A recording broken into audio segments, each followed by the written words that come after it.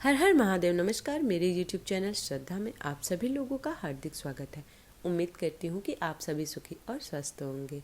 तो आज इस वीडियो के माध्यम से शिव महापुराण के 7वें अध्याय को आरंभ करेंगे, जिसमें श्रोताओं द्वारा पालन किए जाने वाले नियमों के बारे में बताया गया है।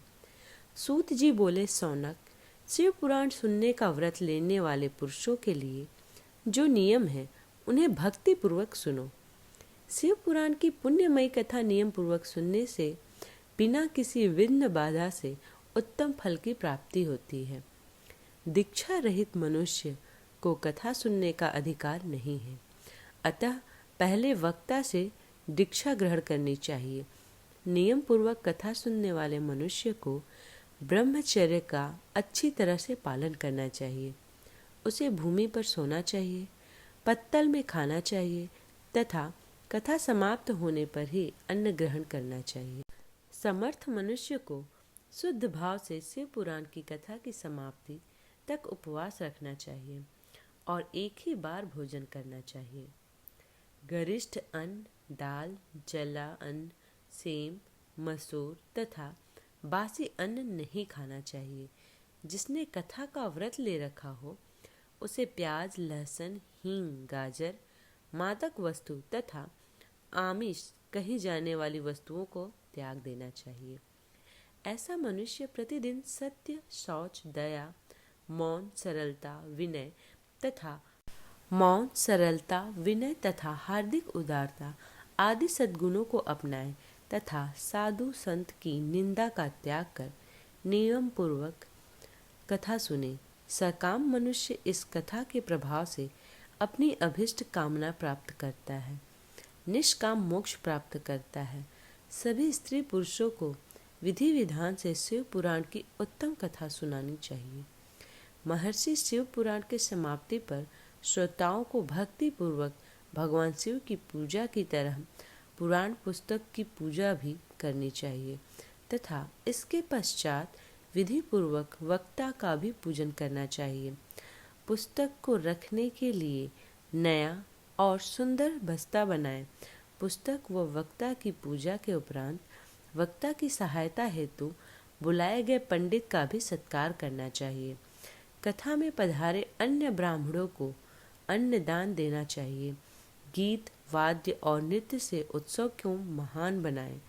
विरक्त मनुष्य को कथा समाप्ति पर गीता का पाठ करना चाहिए तथा गृहस्थ को श्रवण कर्म की शांति हेतु होम कराना चाहिए। होम रुद्र संहिता के श्लोकों द्वारा अथवा गायत्री मंत्र के द्वारा करें। यदि हवन करने में असमर्थ हो तो भक्ति पूर्वक शिव सहस्त्र नाम का पाठ करें। कथा श्रवण संबंधी व्रत की पूर्णता के लिए शहद से बनी खीर का भोजन 11 ब्राह्मणों को कराकर उन्हें दक्षिणा दे। समृद्ध मनुष्य 3 तोले सोने का एक सुंदर सिंहासन बनाए और उसके ऊपर लिखी अथवा लिखाई हुई शिव पुराण की लिखी पोथी विधिवत पूर्वक स्थापित करे तथा पूजा करके दक्षिणा चढ़ाए। फिर आचार्य का वस्त्र, आभूषण और गंध से पूजन कर दक्षिणा सहित वह पुस्तक उन्हें भेंट कर दे। सौनक जी, इस पुराण को दान के प्रभाव से भगवान शिव का अनुग्रह पाकर मनुष्य भवबंधन से मुक्त हो जाता है। शिव पुराण को विधि पूर्वक संपन्न करने पर यह संपूर्ण फल देता है तथा भोग और मोक्ष प्रदान करता है। मुने, शिव पुराण का सारा महात्म्य जो संपूर्ण फल देने वाला है मैं तुम्हें सुना दिया। अब आप और क्या सुनना चाहते हो? श्रीमान, शिव पुराण सभी पुराणों के माथे का तिलक है। जो मनुष्य सदा भगवान शिव का ध्यान करते हैं, जिनकी वाणी शिव के गुणों की स्तुति करती है और जिनके दोनों कान उनके कथा सुनते हैं, उनका जीवन सफल हो जाता है। वे संसार सागर से पार हो जाते हैं। ऐसे लोग इहलोक और परलोक में सदा सुखी रहते हैं। भगवान शिव के सच्चिदानंदमय स्वरूप का स्पर्श पाकर ही समस्त प्रकार के कष्टों का निवारण हो जाता है। उनकी महिमा जगत के बाहर और भीतर दोनों जगह विद्यमान है। उन अनंत आनंद रूप परम शिव की शरण मैं लेता हूँ। इस प्रकार शिव महापुराण का 7वां अध्याय समाप्त होता है। उम्मीद करती हूँ कि आज की यह वीडियो आप लोगों को पसंद आई हो। वीडियो पसंद आई हो तो वीडियो को लाइक करें, चैनल को सब्सक्राइब करें और वीडियो को शेयर करें।